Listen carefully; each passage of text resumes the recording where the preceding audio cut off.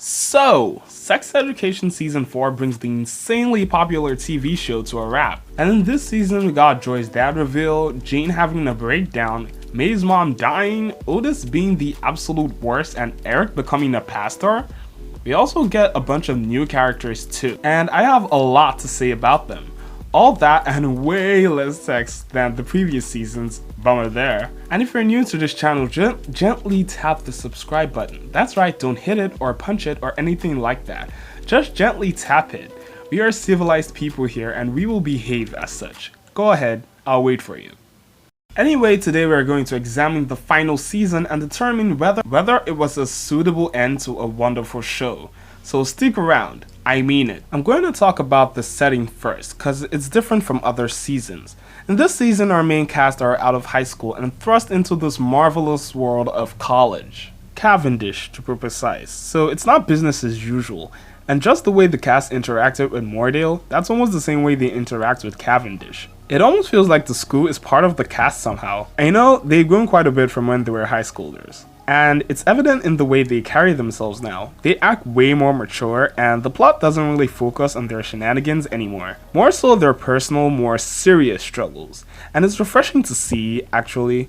Most of these high school drama shows tend to over-exaggerate or rather over-fictionalize the high school experience. It gets exhausting, and it shows. Looking at you, elites. Anyway, that's why I appreciate the writers of the show for actually taking us on a real journey with these characters. And when you're watching this season, you can pretty much feel the difference between when they were in Moordale and this school.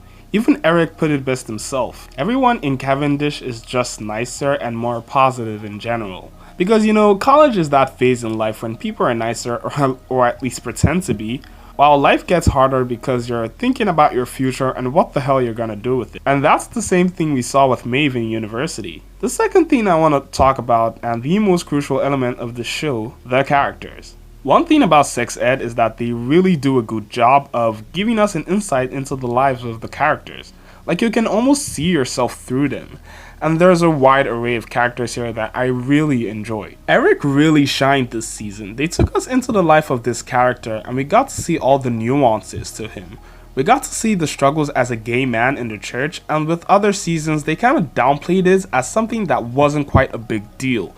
I mean, he's a gay guy and he's in the church, but everyone just like not giving a shit about it is odd at the very least. I feel like this season they really did justice to Eric's story. I personally love how they told his story. It was, for lack of a better word, nice and satisfying. Another character that I would love to talk about is Maeve. Maeve in this season was everything for me. I haven't resonated with two characters this much in a very long time. One of them is Maeve and the other I will be talking about later. But with Maeve's story, we got to see the struggles of a girl who was born into a dysfunctional family, finally setting the pace for a brighter future herself. It's great that they explored some of those struggles she faced while chasing her dream, because chasing your dream is not as easy as it sounds. And even if you're super talented and you have a great advantage like going to an Ivy League, it still doesn't guarantee your success. You will face challenges and you will be tempted repeatedly to give up. People you even respect will be against you, and it's your job to say no to the negatives. This was awesome to see. It was also kind of inspiring to me. Moving forward, let me talk a bit about Otis. And I've done a video talking about his character in particular, and let's just say I didn't have that many nice things to say about him. Otis is the kind of character you watch on screen and you wonder whether it's possible for actual people to be this obnoxious. He reeks of self-importance, and in this season it was as though all his charm and cuteness just went out the window. He engages in an unwarranted rivalry with the person he just met. He played the victim card on Maeve for trying to chase her dream. He humored Ruby because he was jealous of Maeve and Eric, and speaking about Eric, he couldn't even be bothered to know his last name for all I care. Oh, and that's not all. He also blames his mom for letting Maeve chase her dreams. I have not seen a character this cringe in a long while. It was nauseating. Now let's talk about Jene. Jene is the kind of character that you see and you kind of put yourself in their shoes. We've all made mistakes, especially when it comes to relationships, and sometimes we struggle to live with those consequences, but we do anyways. I could empathize with her character and her struggle of being a mother without an effective support system, or family for that matter, all while dealing with the trauma of a nasty breakup. It was heavy. I loved following this character, and seeing her relationship with her sister just made me more empathetic toward her, cause she is truly a caring and good woman. And for someone to go through so much and still have her family's back, the way she does with her sister, is awesome. I know some people that are just rolling in that dude that wouldn't even give a family member to literally save their life. Otis definitely could have been more supportive, but at least he got help. Which leads me to talk about some of the more supportive characters, namely Viv, Jackson, Cal, among others. Jackson didn't really do it for me this season. I think the motivation for him finding his father was kind of weak, and it felt like something that just popped up. It's like an unwarranted curiosity. There's no other way for me to describe it. I just hope you can understand the point I'm trying to make. Basically what I'm saying is the story wasn't compelling to me, and I'm struggling to kind of know why. Viv, after a mild persuasion, decides to have a boyfriend at the start of the school year, despite her resolve that she wouldn't, and I can't really blame her. Bo was charming as hell. That is, when he's not being an intense stalker. I have to say that this wasn't my favorite story arc either, mostly because the story felt rushed in a way. There are so many things going on at the same time in this season, so I think it was hard for the writers to fit it all into the story arcs into this concise 8-episode structure. Some plots suffered, and Viv's definitely was among them. Adam Groff, his story would have to be among those that really stood out for me. I love how his character went from this bullied, unhappy person to a man that is willing to become a better version of himself and make the most of what he's given. He decides school's not for him, which is okay and perfect if you think about who Adam truly is.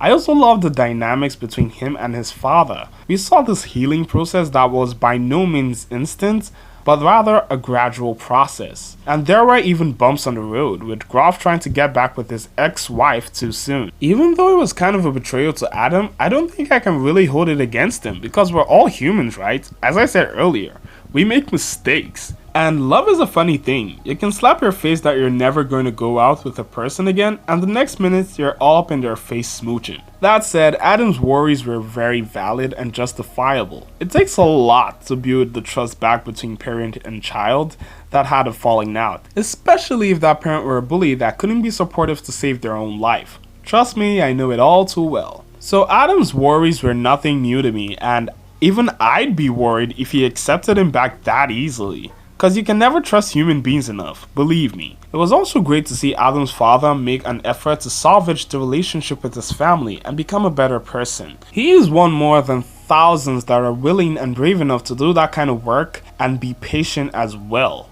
It was truly great and satisfying to see. I don't think I resonated with any character as much as I did with Adam this season, so anytime he just showed up on screen, I was very happy. I was genuinely glad. Now let's talk about the Coven, Abby, Roman, and Aisha.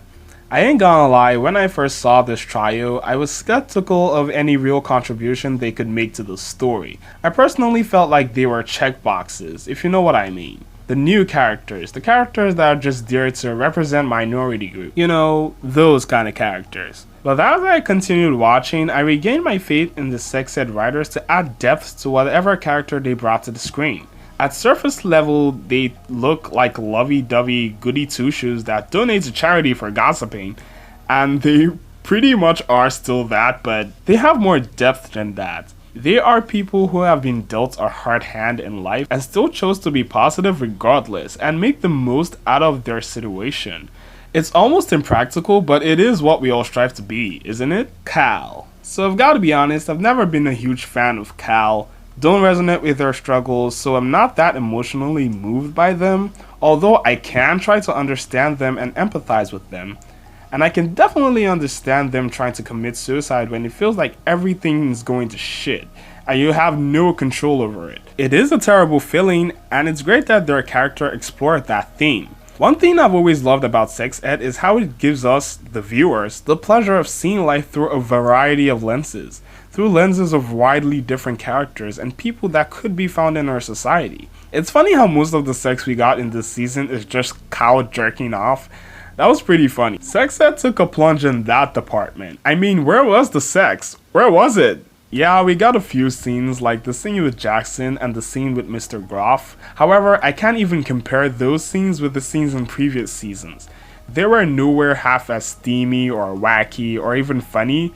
They were just there, I guess. I suppose that just goes to reiterate that that wasn't the main focus of this season. So there you have it, my take on Sex Ed Season 4. What did you think about it? Let me know in the comments. And if you haven't watched my video about Otis and why he is the worst character ever, you can watch that right here. Thanks for watching. Jene.